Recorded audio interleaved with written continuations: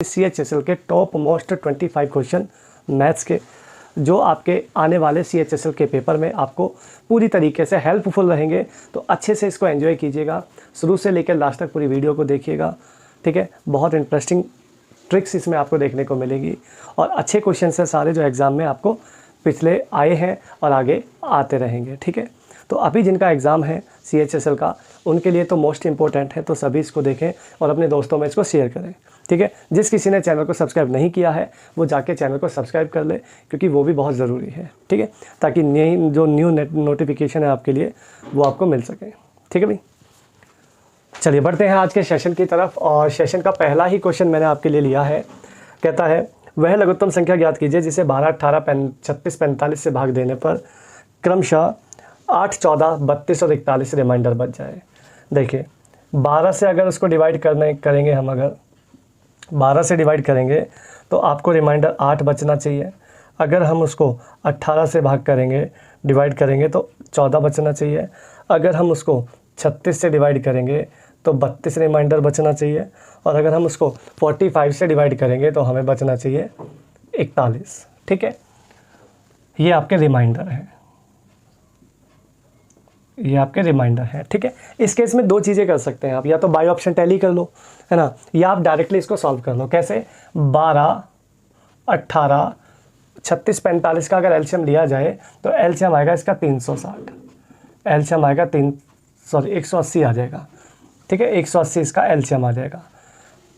उसके बाद यहाँ गैप देखते हो, जिससे भाग दिया था और जो रिमाइंडर है दोनों का अंतर देखते हो तो 4 आता है। यहाँ भी 4, यहाँ भी 4, यहाँ भी 4, तो 4 आप इसमें से माइनस कर दो, यही आपका आंसर आ जाएगा 176। तो 176 इसका डायरेक्ट आंसर भी आ सकता है स्टूडेंट। और आप इसको अगर टैली करना चाहो तो टैली से भी किया जा सकता है, नो डाउट, ठीक है। तो आसान सवाल है, क्लियर दोस्तों। चलिए करिएगा इसको, अच्छा को सवाल है, बहुत बढ़िया लेवल पे। नेक्स्ट क्वेश्चन आपके लिए है नियत गति से पानी भरने वाले एक खाली तालाब को उसकी क्षमता वाली 3/5 भाग को भरने में 8 घंटे लगते हैं, ठीक है। 3/5 को भरने में 8 घंटे लगते हैं, तो पूरे तालाब को भरने में कितना और समय लगेगा? देखिए आपके जो इसमें घंटे हैं वो 8 घंटे हैं, और तालाब को जो भरने में कितना वर्क काम हो रहा है, मतलब ये वर्क हो गया 3/5, यानी 3 काम हो गया, 3 लीटर भर गया, 3 काम हो गया, काम बचा तो इसको कितना समय लगेगा? ये आपका तीर सीधा होता है, ये तीर उल्टा होता है, तो ये हो जाएगा 8 दूनी 16, मतलब ऐसे लिख सकते हो कि 8 गुणा 2/3, ये आ जाएगा 8 दूनी 16/3। 16/3 का मतलब होता है 5 घंटे 20 मिनट, 5 घंटे 20 मिनट आपका यहाँ से आंसर आ जाएगा, ठीक है। 5 घंटे 20 मिनट, ऑप्शन नंबर जो आप देख रहे हैं ये बी आपका यहाँ पे करेक्ट हो जाएगा, एकदम फर्स्ट क्लास। ये कुछ मिश्र समानुपात पे चला जाता है सवाल, तो आसानी से आप इसको कर सकते हैं, क्लियर दोस्तों।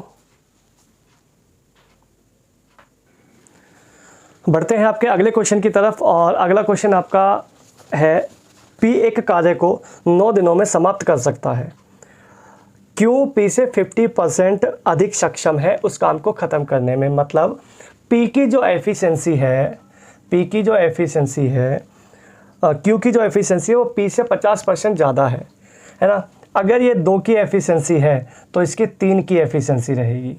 ये इनकी एफिशिएंसी का रेशो है Q और P का। कहता है P उसे 9 दिन में ख़त्म कर देता है। अगर P 9 दिन में काम को ख़त्म करता है और 1 दिन में वो 2 काम करता है, तो टोटल काम कितना हो जाएगा? 18 काम। ये 18 काम किससे करवाना है?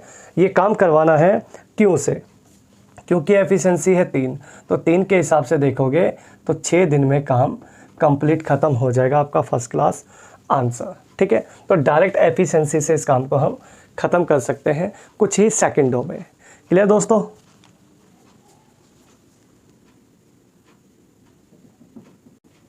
नेक्स्ट क्वेश्चन की तरफ चलते हैं। नेक्स्ट क्वेश्चन है आपका 7 सेंटीमीटर आधार त्रिज्या वाले 24 सेंटीमीटर ऊंचे शंकु को तैयार करने के लिए कितने क्षेत्रफल की चादर, लोहे की चादर का प्रयोग किया जाएगा। देखिए इसमें एक कोण बनाना है, एक आपको कोण बनाना है, अर्थात शंकु बनाना है।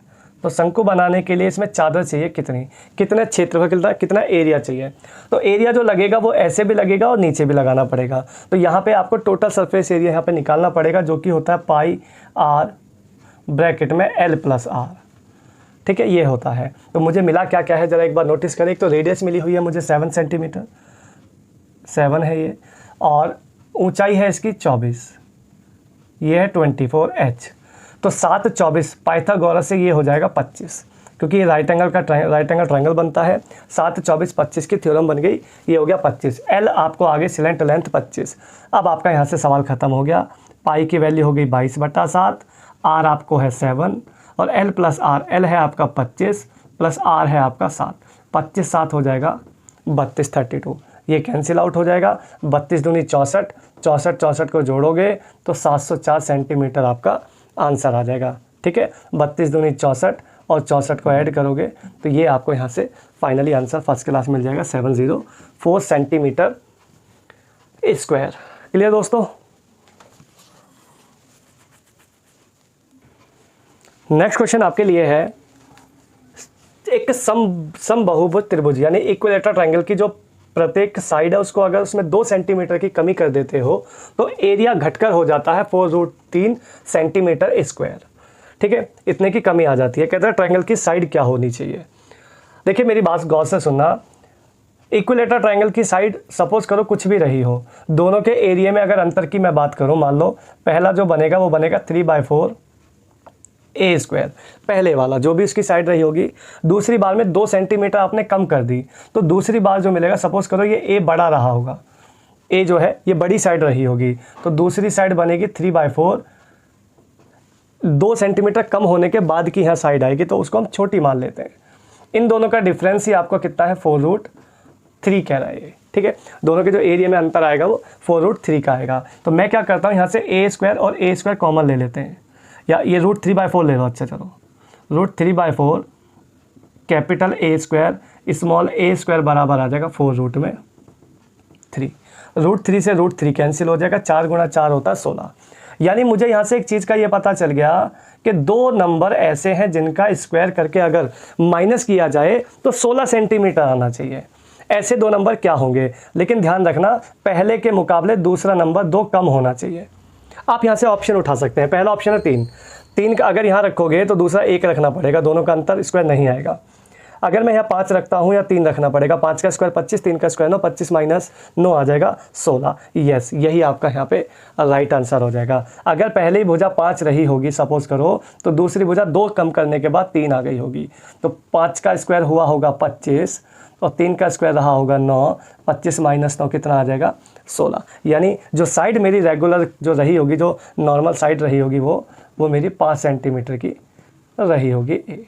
यही आपका यहाँ पे करेक्ट आंसर हो जाएगा। ठीक है, तो इस तरीके से आसान टैली ऑप्शन करके आप इसको कर सकते हैं विदाउट कैलकुलेशन किए। क्लियर, चलिए बढ़ते हैं,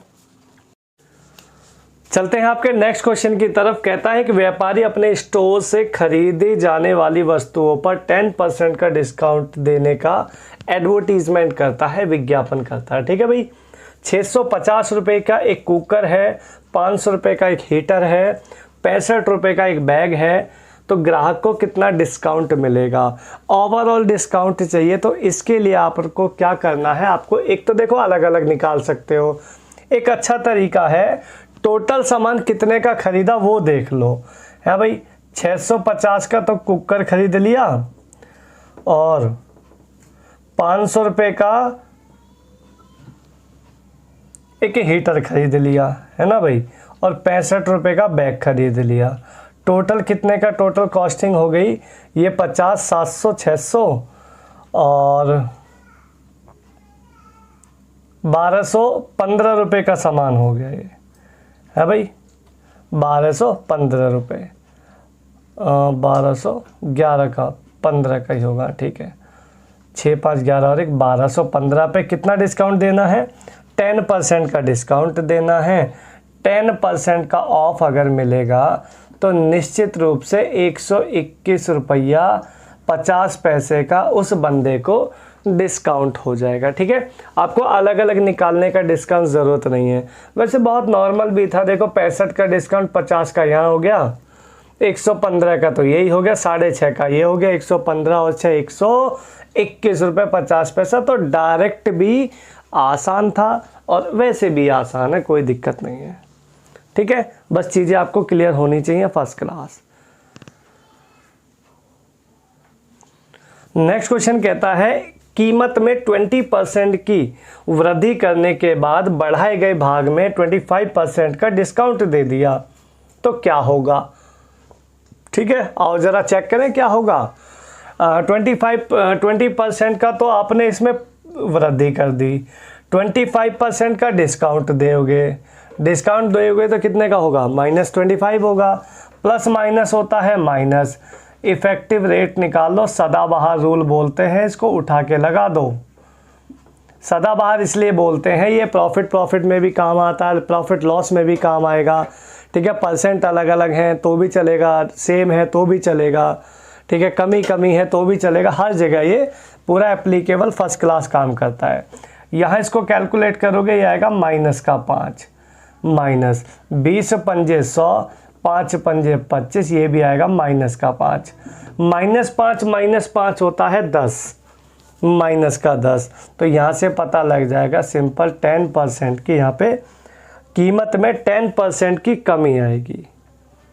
ठीक है, 10% बढ़ाने के बाद उसमें 25% का डिस्काउंट दिया गया है, तो ये आपका आ जाएगा 10% की कमी। यहाँ पे आपको आंसर आ जाएगा, क्योंकि यहाँ पे कमी दिखा रहा है, ये बढ़ रहा है ये कमी है। डिस्काउंट ऑलवेज लॉस होता है। ठीक है, कोई दिक्कत परेशानी। 25 है, ये -5 और वो भी -5, फर्स्ट क्लास, कोई दिक्कत वाली बात नहीं है। नेक्स्ट क्वेश्चन की तरफ चलते हैं कि स्कूल के 30 शिक्षकों, 30 टीचर्स का जो 30 टीचर्स में से 60 वर्ष का जो एक शिक्षक है वो वहाँ से रिटायरमेंट ले गया है, सेवानिवृत्त हुआ है, और 30 वर्ष का एक अन्य शिक्षक उसमें आया है। तो ओवरऑल उसमें शिक्षक का जो माध्य है वो कितना रहेगा, एक जो शिक्षक है उसका कितने की उसमें कमी वृद्धि क्या होगी। देखिए 60 किलो का जो बंदा उसमें से जा रहा है, 60 वर्ष का, उतने का तो आएगा ही आएगा, है ना। कमी आ रही है, जो नया बंदा आया है वो 30 वर्ष का है। अगर मैं ओवरऑल चेक करूं तो 30 वर्ष उसमें से एक्स्ट्रा जा रहा है भाई। और कितने शिक्षक हैं टोटल, 30 हैं, 30 से डिवाइड कर दो तो यहाँ से आपको पता लग जाएगा केवल 1 वर्ष की यहाँ पे कमी आएगी, घटौती होगी जो घट जाएगी। आप ऐसे लिख सकते हो 1 वर्ष घट जाएगी ओवरऑल। एवरेज में माध्य मतलब होता है एवरेज, ठीक है। तो टेंशन वाली कोई बात नहीं है कि माध्य मतलब क्या दे दिया, माध्य कुछ नहीं होता, एवरेज ही होता है। तो एवरेज में 1 वर्ष की कमी हो जाएगी, यही आपका यहाँ पे करेक्ट आंसर हो जाएगा, फर्स्ट क्लास। ठीक है, इसको अलग अलग करने की ज़रूरत नहीं है, आसान सा सॉल्यूशन है। अगला क्वेश्चन है, एक आदमी को 450 रुपये में एक वस्तु बेचने से 10% का लॉस होता है। यदि 550 रुपये में उसी सामान को बेचे तो कितना प्रतिशत लाभ या हानि होगी। देखिए बहुत अच्छा ट्रिक है, इसमें डायरेक्टली काम चलता है। सिंगल परसेंट है, 10% का लॉस, तो 90 लिखो। 10 का लॉस है 90।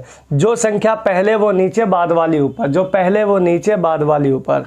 पहले क्या है 450 रुपये, तो 450 नीचे, जो पहले वो नीचे बाद वाला ऊपर। डायरेक्ट ट्रिक है, कोई दिक्कत नहीं है, काटा पीटी मचा लो।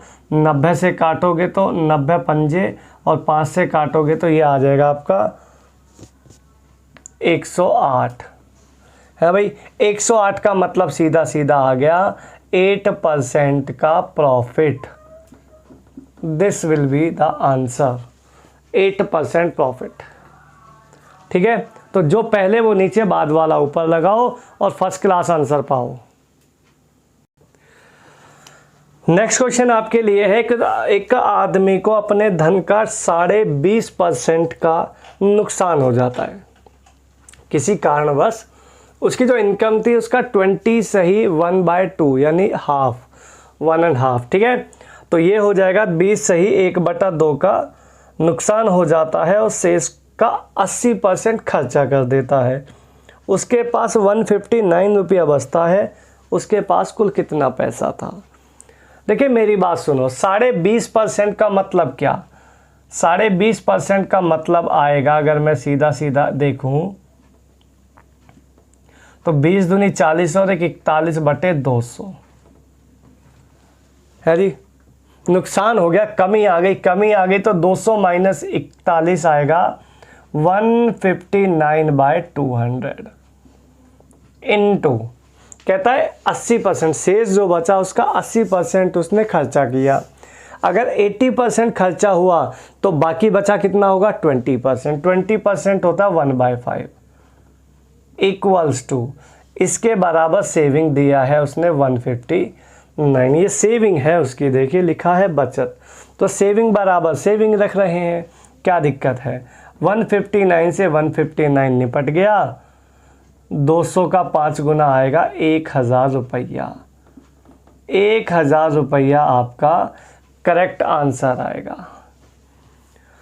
ठीक है, थोड़ी बहुत कैलकुलेशंस आपको आनी चाहिए। नंबर्स को जो परसेंट है उसका फ्रैक्शन कैसे बनाना है, फ्रैक्शन को परसेंट में कैसे बनाना है, ये आपको सीखना पड़ेगा, नहीं तो आगे जाकर बहुत दिक्कतों का सामना करना पड़ेगा। ठीक है,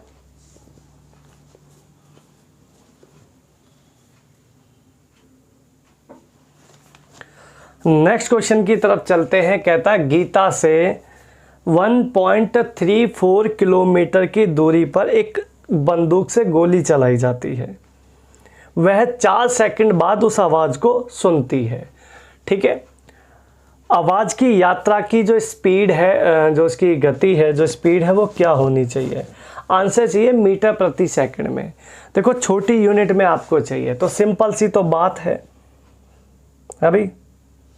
स्पीड अगर आपको चाहिए तो स्पीड कुछ नहीं होता, डिस्टेंस अपॉन में टाइम होता है। ये बात बच्चा जानता है, जो नहीं जानता है उसको जानने की बहुत ज़रूरत है। ठीक है भाई, डिस्टेंस है 1.34 किलोमीटर। किलोमीटर को पहले क्या बना देते हैं? मीटर, ताकि छोटी यूनिट हो जाए भाई। और 1.34 किलोमीटर कुछ थोड़ी होता है, 1340 मीटर ही तो होता है।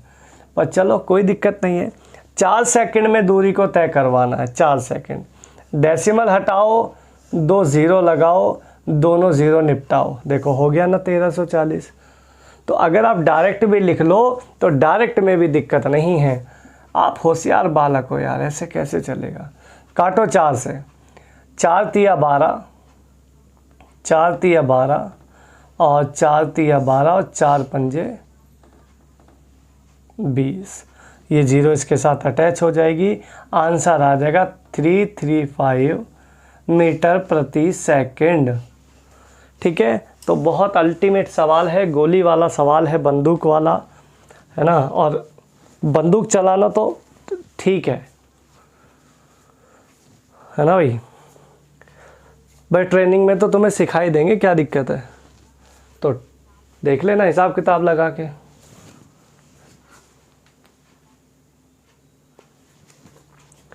नेक्स्ट क्वेश्चन है, एक निश्चित अवधि के लिए 10% वार्षिक दर से 1800 रुपये का चक्रवृद्धि ब्याज आपको मिलता है 378 रुपया।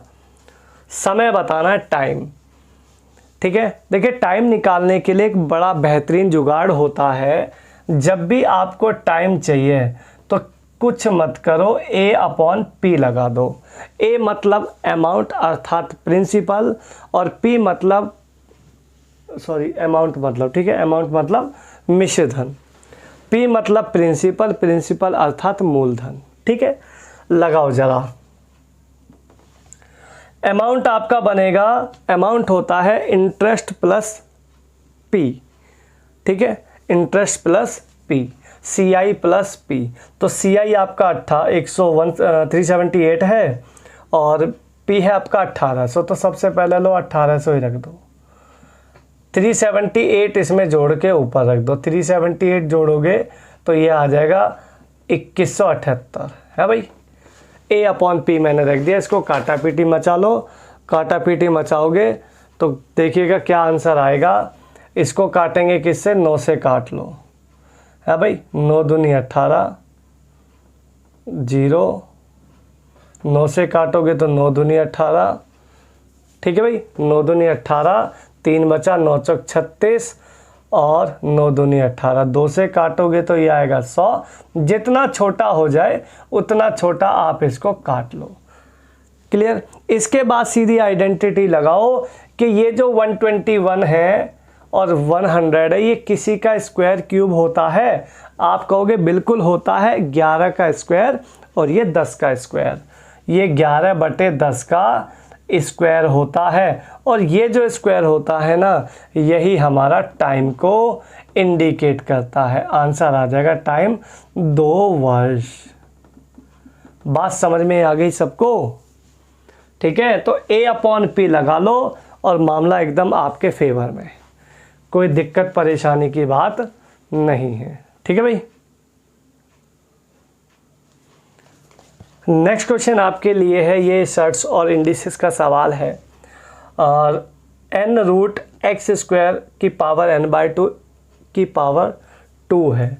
देखिए ऐसे सवाल को करने के लिए बहुत आसान होता है। जो रूट में नंबर है पहले उसे लिखो, x का स्क्वायर, ठीक है, x का स्क्वायर इनटू एक बड़ा सा लगा लो, x का 2 हो गया, और जो भी मल्टीप्लाई में है उसे लिखते चले जाओ, जो पावर में है इनटू में n, और जो करनी में है इधर n, उसको अपॉन में ले लो, उसको अपॉन में ले लो, कोई दिक्कत नहीं है।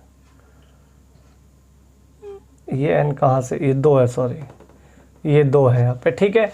ये 2 से 2 कटेगा, n से n कटेगा, आंसर रह जाएगा केवल x⁻², ठीक है। x की पावर 2 आपका सिंपली आंसर रह जाएगा। इतना आसान सवाल है। जो पावर में है उसको गुणा में लिखते चलो, जो करनी में फंस गया उसको नीचे की साइड लिख लो, कोई दिक्कत वाली बात नहीं है। ठीक है भाई। नेक्स्ट क्वेश्चन आपके लिए है ट्रिग्नोमेट्री का। sin² 25 डिग्री है, प्लस में sin² 65 डिग्री है। देखिए sin² 65 है, तो sin² 65 को अगर हम लिख लें, sin 90 - थीटा होता है cos थीटा, है ना भाई। sin 90 - थीटा होता है cos थीटा। तो इसको मैं क्या लिख दूंगा, sin² थीटा जो 65 है ये हो जाएगा cos² 25, और sin² देखो sin² 25 डिग्री प्लस में cos² 25 डिग्री हो जाएगा 1। सेम कहानी नीचे बन जाएगी। ये cos² 25 तो गिवन है ही आपको, प्लस में cos² 66 है। अगर cos² 66 है तो 90 - थीटा करोगे तो sin थीटा हो जाएगा sin² 25 डिग्री, ठीक है। तो ये दोनों क्या हो जाएंगे, sin² theta cos² theta 1, sin² cos theta 1, 1/1 हो जाएगा 1, सिंपल। और इसके बाद ये नीचे आपको दिया है यहाँ, तो ये 1 आ गई वैल्यू, है ना। प्लस में आपको दिया है sin² 61, sin² 61 डिग्री है, प्लस में cos 61 है, इनटू sin 29 है, ठीक है। sin 29 को अगर मैं लिख लूँ sin 90 - थीटा, तो ये हो जाएगा sin 90 - थीटा हो जाएगा cos 61 डिग्री। cos 61 की मल्टीप्लाई करोगे तो हो जाएगा cos² 61, sin² 61, sin² theta plus cos² theta, फिर क्या आ जाएगा 1, तो 1 + 1 आपका आंसर आ जाएगा 2। तो सिर्फ 2 ही चीज़ों पे ये सवाल चला है, 90 - थीटा, 90 - थीटा और sin² प्लस cos² थीटा 1। उसी से ये सवाल आपका बन गया है। बहुत ही आसान सा सवाल है, ठीक है भाई। नेक्स्ट क्वेश्चन आपके लिए है कि ये अलजेब्रा का क्वेश्चन है। x की 4 प्लस में 1/x4 बराबर में है 119। आपको चाहिए x की क्यूब माइनस 1/x की क्यूब चाहिए। देखिए मेरी बात गौर से सुनना, एक्स की 4 है अगर, तो आपको निकालना है पहले एक्स का स्क्वायर अपॉन एक्स का स्क्वायर। उसको निकालने के लिए यहाँ प्लस है तो प्लस करोगे 2, प्लस 2 करोगे तो आएगा 121। 121 पे अंडर रूट लोगे तो ये आएगा 11। ठीक है, अब यहाँ पे अगर प्लस 2 करते हो, अगर यहाँ प्लस 2 करोगे तो 13 बनेगा। 13 रूट होता नहीं है किसी का, तो यहाँ पे आप -2 कर दो। तो -2 करोगे तो आपको क्या मिलेगा, आपको मिलेगा x - 1/x बराबर मिल जाएगा। आपको -2 करोगे तो कितना आएगा, 9। 9 पे अंडर रूट होता है 3 का, तो आपको मिल गया x - 1/x, आपको मिल गया 3। और अगर x - 1/x मिल गया और पावर क्यूब में चाहिए तो इसका डायरेक्ट शॉर्टकट होता है कि आप इसका क्यूब करें। 3 का क्यूब 27 हो गया, माइनस का साइन है तो प्लस करो। 3 का गुणा 3, 3 तिया हो गया 9, 27 और 9 हो गया 36। 36 आपका यहाँ पे आंसर आ जाएगा। अलजेब्रा का बड़ा फेमस सवाल है, एग्ज़ाम में मोस्टली रिपीटेड होता है, बहुत इम्पोर्टेंट है। ठीक है दोस्तों, तो बड़े प्यार से इस सवाल को करिएगा, एग्ज़ाम में अगर आ जाए तो कोई टेंशन वाली बात नहीं है।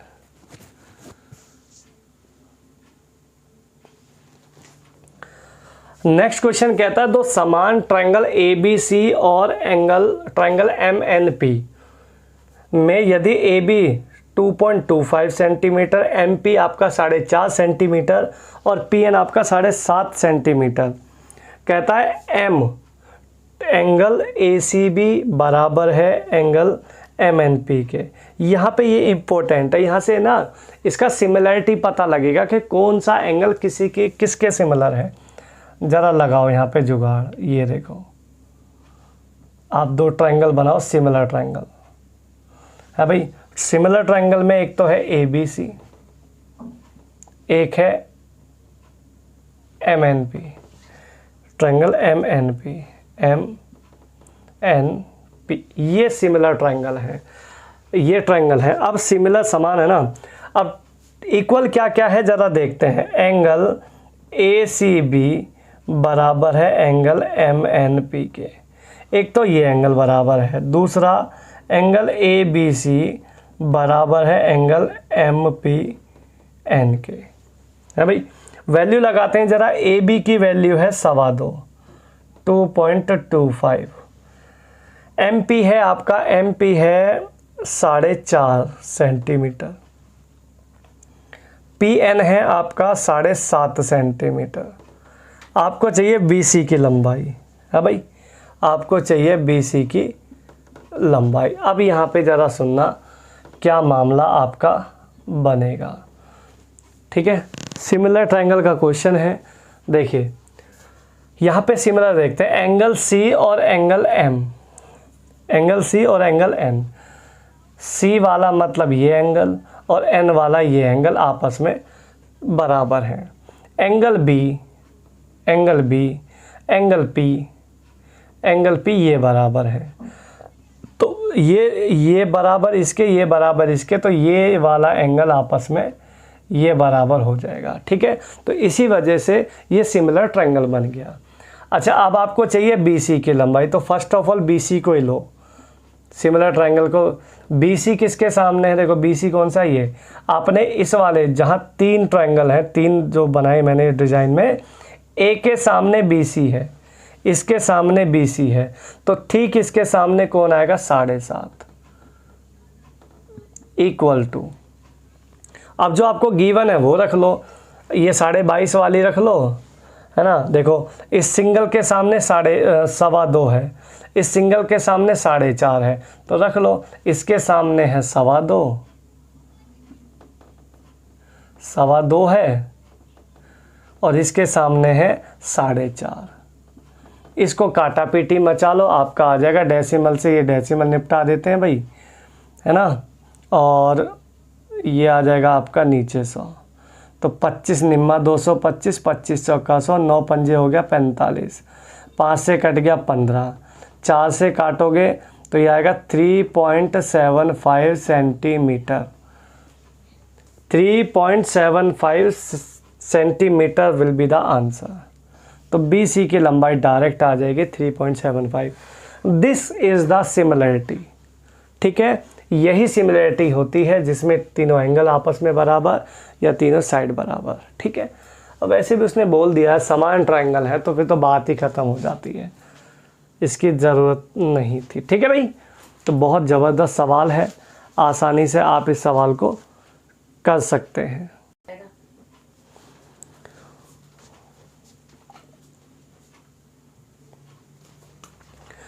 नेक्स्ट क्वेश्चन है, दिए गए एक समभुज, समभुज मतलब जिसकी सारी भुजाएं बराबर है, इक्विलेटरल ट्रायंगल है A B C, triangle A B सी।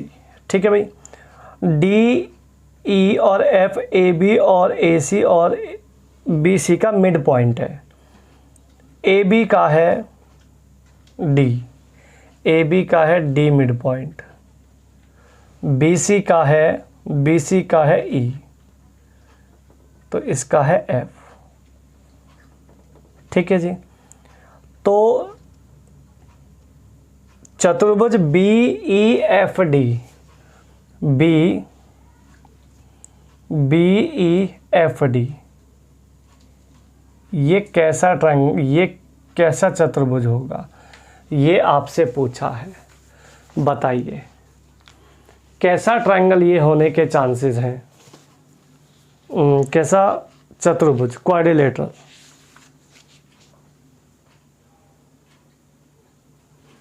बोलो भाई बोलो। देखिए, ये अगर मैं इसको इस तरीके से मिला दूं तो अंदर बनने वाला जो ट्रायंगल है वो इन बाहर वालों के मिड पॉइंट से मिलके बना है, यानी दोनों ट्रायंगल सिमिलर होंगे, समान होंगे। अगर ट्रायंगल समान होंगे तो इससे बनने वाला जो क्वाड्रिलेटरल है वो भी सारी भुजाएं बराबर वाला बनेगा, अर्थात समचतुर्भुज यानी कि रोम्बस बनेगा। क्या बनेगा? सम चतुर्भुज बनेगा, यानी कि रोम्बस। बात समझ में आ गई? तो आसान सा सवाल है, इसमें कुछ ज़्यादा नहीं है, क्योंकि ये इसके मिड पॉइंट से क्वाड्रिलेटरल है और इसके मिड पॉइंट से बना है। मिड पॉइंट से बना है तो ये इसका सिमिलर होगा। सिमिलर होगा तो सिमिलर दो ही चीज़ों से होता है, या तो तीनों एंगल बराबर हो या तीनों भुजाएं बराबर हो। जब तीनों भुजा बराबर है तो वो भी उसके मिड पॉइंट पर है। ठीक है जी, तो इसका आसान सा क्वेश्चन है, सिर्फ थ्योरी बेस ही सवाल है। बढ़ते हैं आपके नेक्स्ट क्वेश्चन की तरफ। कहता है AC ऐसे वृत्त की जीवा है, AC जो है AC जो है ऐसे वृत्त की जीवा है, ये रहा A, ये रहा C, जिसका केंद्र O है, जिसका सेंटर है O। ठीक है, इसका सेंटर है O।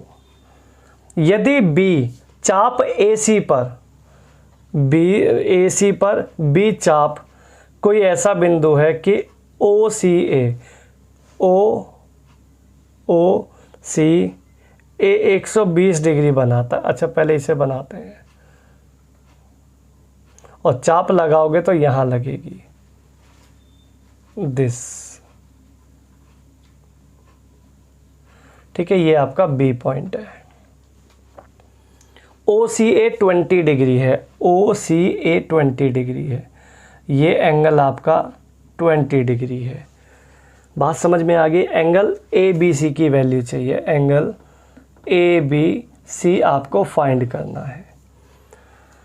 ठीक है, देखिए मेरी बात गौर से सुनना, इसमें 2 से 3 प्रॉपर्टी चलेंगी और तीनों प्रॉपर्टी सर्कल के लिए मेन इम्पोर्टेंट है, ज़रा गौर से समझिएगा।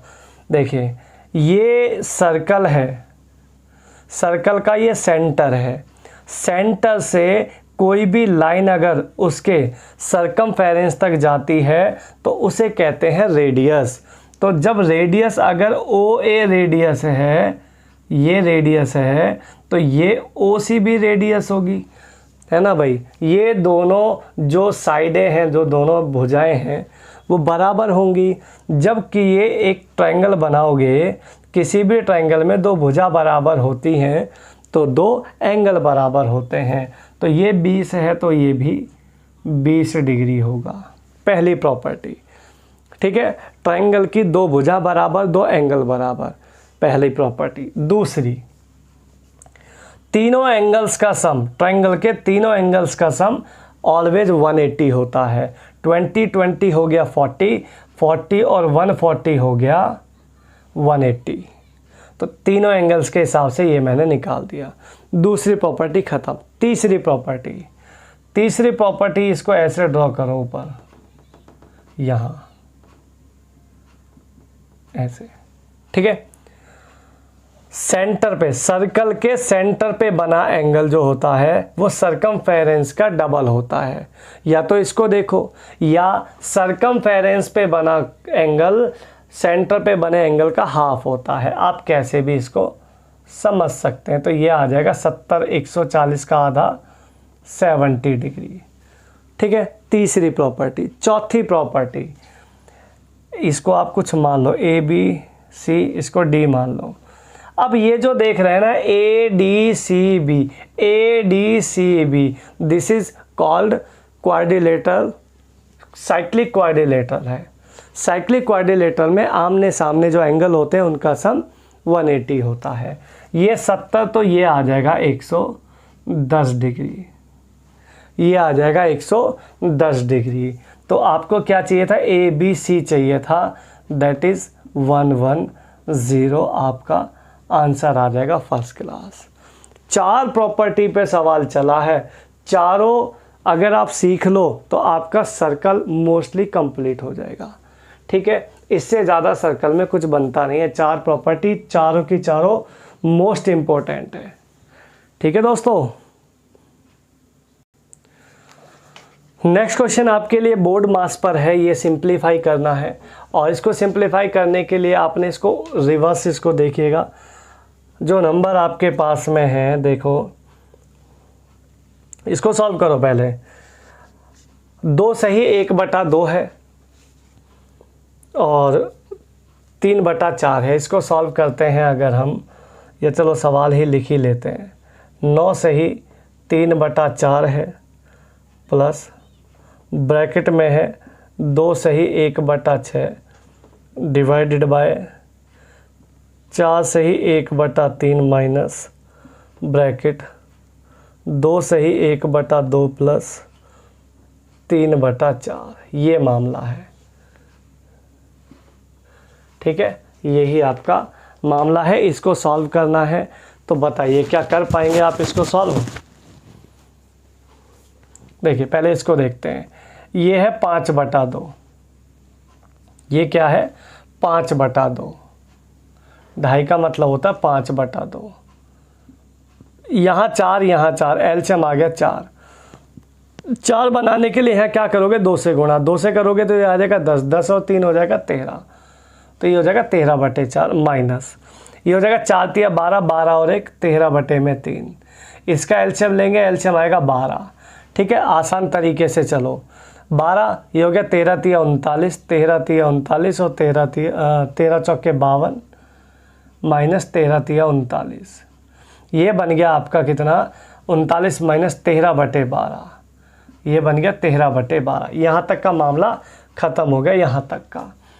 डिवाइड है, डिवाइड को हटा के मल्टीप्लाई लगाओगे तो 6 दूनी 12 और 1 13/6 है। ये 13/6 इंटू ये हो जाएगा 12/13। आप कहोगे हाँ जी सर बिल्कुल मज़ा आ गया, ये आ गया 2। सिंपल, 9 और 2 हो गया 11, 11 सही 3/4 आपका आंसर आ जाएगा। अगर इसको ज़्यादा डिज़ाइन में लिखना चाहते हो तो डिज़ाइन में लिख लो भाई। 11 44, 44 और 3 47/4, 47/4 आपका करेक्ट आंसर हो जाएगा। ये भी हो सकता है या ये भी हो सकता है, ठीक है। सिंपल सिंप्लीफाई करना है और कोई काम इसमें नहीं है, आसान सा सवाल है, ठीक है दोस्तों। चलते हैं आपके नेक्स्ट क्वेश्चन की तरफ। कहता है x के किस मान के लिए 7 अंकीय संख्या है कोई। 7 अंकों की संख्या आपको गिवन है 5 5 3 5 0 x 2। इसको डिवाइड करना है आपने 72 से। कहता है x की जगह क्या होना चाहिए। देखिए मेरी बात को सुनो, अगर मैं 72 का डिविजिबिलिटी रूल चेक करूं तो तो मेरे दिमाग में 9 और 8 आता है। ठीक है, 9 का जो डिविजिबिलिटी रूल है वो अंकों का जो डिजिट का सम है वो 9 से डिवाइड होना चाहिए। तो चेक करो, 5, 10, 15, 3, 18 ख़त्म हो गया 9 के पहाड़े में। 0 है यहाँ पे, इसको तो दिक्कत नहीं है। x की जगह मुझे कम से कम ऐसा नंबर लगाना पड़ेगा कि 2 जुड़ के वो कम से कम 9 से तो डिवाइड हो जाए।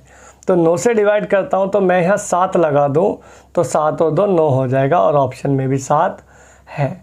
तो x की वैल्यू आपको क्या आ जाएगी, अगर आप x की जगह 7 पुट कर दें तो ये नंबर पूरा 72 से परफेक्टली डिवाइड हो जाएगा। ठीक है, तो डिविजिबिलिटी रूल पे सवाल आपको डेफिनेटली बनना है एग्ज़ाम में। CHSL दे लो, चाहे CGL दे लो, चाहे MTS दे लो।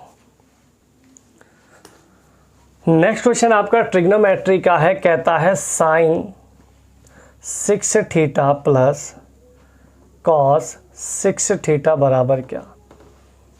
देखिए, इसका डायरेक्ट रिजल्ट भी खोल सकते हो आप अगर होल क्यूब खोलोगे, है ना, लेकिन आप इसको डायरेक्ट वैल्यू पुटिंग से बनाओ तो आसान हो जाएगा। वैल्यू पुटिंग से कैसे बनाओगे, आपके पास ऑप्शंस सारे हैं, देखिएगा यहाँ पे 1 minus sine square theta cos square theta option है। देखो, अगर मैं यहाँ थीटा अपनी मर्जी से थीटा पुट कर लूँ, मान लो 45 पुट कर लिया मैंने, तो साइन 45 होता है 1/√2। 1/√2 का अगर 6 पावर करेंगे तो 1/2 का स्क्वायर करोगे तो 2 आएगा, 2 दूनी 4 दूनी 8 हो जाएगा, है भाई।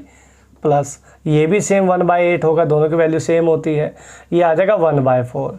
ऐसा कोई ऑप्शन देखो जिसका सॉल्यूशन 1/4 आपको दे जाए वैल्यू 45 रखने में। तो पहला ऑप्शन ज़रा चेक करते हैं। पहला ऑप्शन है 1 minus sine square theta cos square theta. अच्छा, साइन स्क्वायर थीटा मतलब कॉस स्क्वायर थीटा कितना आ जाएगा, 3/4। 1/2, 1/√2 का स्क्वायर कितना होगा, 1/2, 1/2 इंटू 1/2 1/4, और 1/4 इंटू 3 यानी कि 3/4, और माइनस में है 1। तो इसको अगर मैं सॉल्व करता हूँ तो 4 एकम 4 माइनस 3 1/4। बिल्कुल लेफ्ट साइड राइट साइड एकदम इक्वल आ रही है। यही आपका एकदम करेक्ट आंसर है, 1 minus sine square theta into cos square theta, यही आपका करेक्ट आंसर हो जाएगा। यही यहाँ से आपका 1/4 मैच कर रहा है। ठीक है, तो ये बढ़िया तरीका है बाई ऑप्शन लगाने का। आइडेंटिटी को छोड़ो, उसके चक्कर में मत पड़ो, थीटा अपनी मर्जी से कुछ भी पुट कर लो। नेक्स्ट क्वेश्चन है, जिस समय सूर्य की ऊंचाई 60 डिग्री होती है उस समय की तुलना में जिस समय सूर्य का 30 डिग्री का एंगल होता है उस समय समतल जमीन पर खड़ी एक मीनार की छाया 40 मीटर अधिक लंबी हो जाती है। मीनार की लंबाई ज्ञात करनी है। देखिए, ये अगर मैं आपको बात करूं, मान लीजिए अभी जो है 60 डिग्री का एंगल बन रहा है भाई। 40 मीटर के दूरी के बाद, 40 मीटर डिस्टेंस के बाद जो एंगल है वो 45 हो जाता है, सॉरी 30 डिग्री है, 30 डिग्री हो जाता है। आपको क्या चाहिए, एच चाहिए, ये हाइट क्या होगी। देखिए, बहुत ज़बरदस्त इसका जुगाड़ मैं आपको दे रहा हूँ, अल्टीमेट जुगाड़ है। जब भी कभी डिग्री आधी हो रही हो ना यहाँ पे, या तो ऐसे समझ लो आधी हो रही है, इधर को कह लो डबल। भाई 60 डिग्री से एंगल 30 डिग्री हो गया, आधा हो रहा है। जब भी डिग्री आधी हो रही हो तो कुछ मत करना, डिस्टेंस को आधा करके, डिस्टेंस जो दिया है उसको आधा करके √3 से मल्टीप्लाई कर देना, अर्थात आंसर आ जाएगा 20√3। 20√3 मीटर आपका राइट आंसर आ जाएगा, फर्स्ट क्लास। ठीक है, आधा करके √3 से गुणा कर दो, first class logic, first class trick है आपके लिए। इससे ज़्यादा छोटा ये सवाल कभी जीवन में नहीं हो सकता आपके लिए। नेक्स्ट क्वेश्चन आपका DI का क्वेश्चन है, कहता नीचे दिए गए 2001 से 2000 और 2001 का बेची गई जो बुक्स हैं उनका डाटा गिवन है। कहता है B1, B2, B3, B5, B6 का डाटा है। क्वेश्चन पढ़ते हैं। दोनों वर्षों में B1, B2 और B5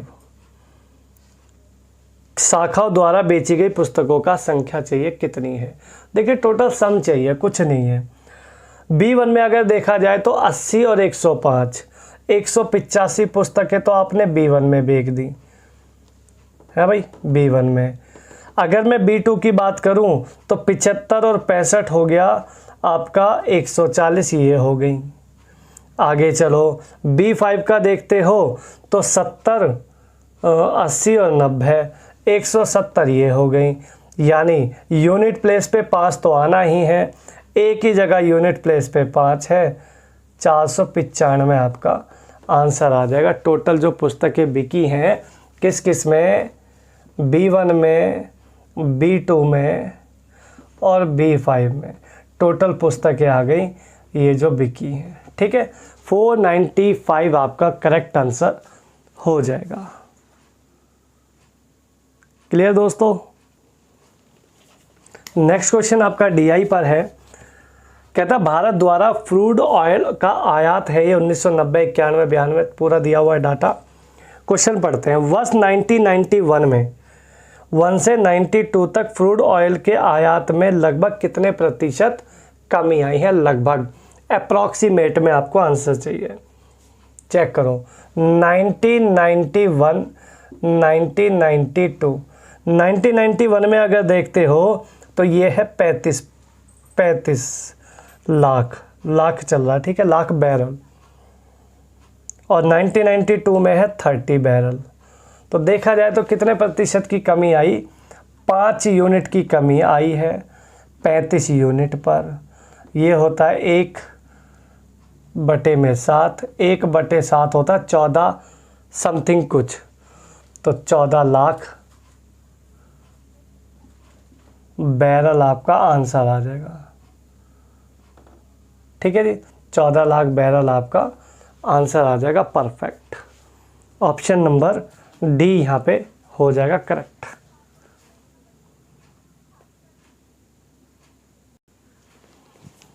नेक्स्ट क्वेश्चन है इसी पर। कितने वर्षों में आयात औसत आयात से अधिक रहा। इसमें टोटल एवरेज आपको निकालना है। ठीक है, उसके बाद ही आपको पता लग पाएगा कितनों का मूल्य से ज़्यादा रहा। तो एवरेज अगर निकालते हो तो पहला है यहाँ पे 10 और दूसरे साल 35 और 10 हो गया ये 45, 2 साल का 45 हो गया। अगले 2 साल का जोड़ लो 30 और 40 70 हो गया। अगले 2 साल का जोड़ लो 30 और 25 और 45, 30 और 25 हो गया 55 और लास्ट वाले का हो गया 45। ये है टोटल 2, 4, 6, 7 लोगों 7 साल का है। जोड़ो जरा इसको, ये आएगा 5 3 15। ठीक है, ये हो गया 5, 7 5 12, 12 5 17, 17 4 21, 17 4 21। ये हो गया 5 से डिवाइड 7 से डिवाइड कर दो। ये लगभग आ जाएगा आपका 7 3 21, लगभग 30 के अराउंड में, लगभग 30 यूनिट बन जाएगा। तो अब चेक करो 30 से कितनों का ज़्यादा है। आयात औसत आयात से अधिक, 30 से ज़्यादा कितनों का है। 30 से ज़्यादा है 1991 1 और 93 2 और 45 3, यानी कि 3 साल ऐसा रहा है, 3 वर्ष के एवरेज से ये ज़्यादा रहा है। ठीक है, 3 साल आपका आंसर आ जाएगा। ऑप्शन नंबर C आपका करेक्ट हो जाएगा। ठीक है भाई।